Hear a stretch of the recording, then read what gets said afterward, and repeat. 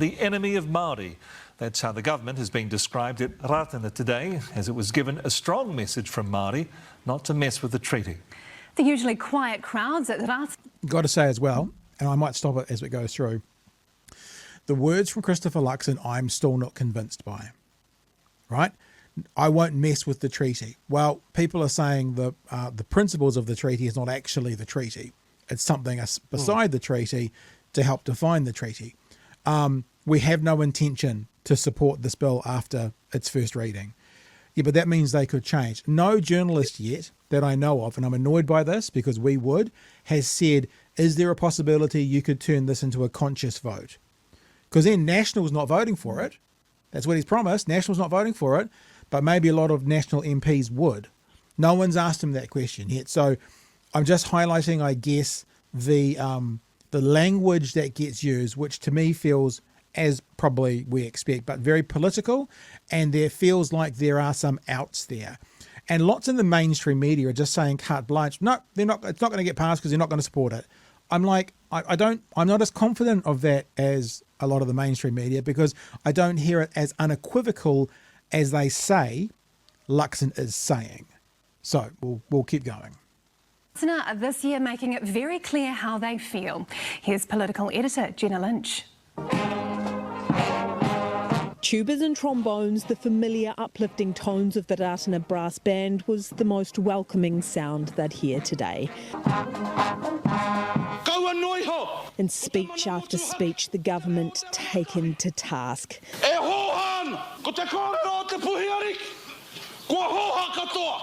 Labelled a three-headed taniwha. One day a taniwha went swimming in the moana. The enemy of Māori. The ranks of the coalition government. Sending a crystal clear message. Don't touch the treaty.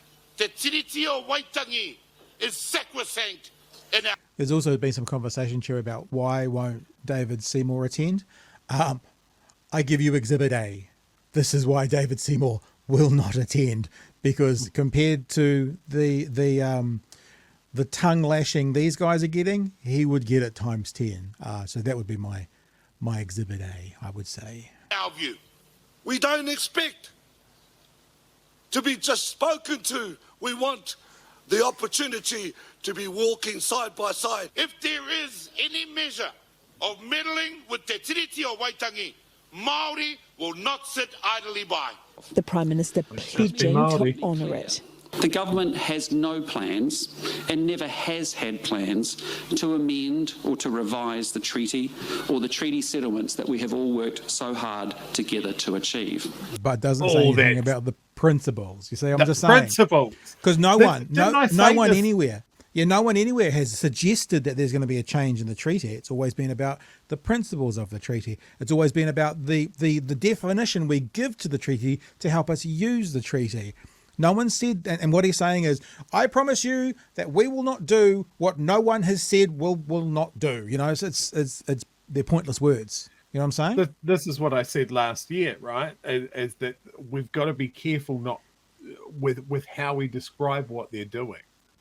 Like, of course, they're not messing with the treaty. That would be crazy. Yeah. But if we mess with how people interpret the treaty, how the courts will apply it.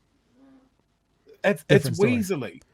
Yeah. And because even when he says we will honour the treaty, I actually believe that is a relative statement, because how one person or group or organisation honours it may be different to another. You know what I'm saying? Like, to honour the treaty depends on the interpretation of the treaty, depends on which version of the treaty, and it depends if you have changed the principles or defined some principles of the treaty, and then you honour as it's being defined. So even that doesn't give me cause for feeling safe. You know what I mean?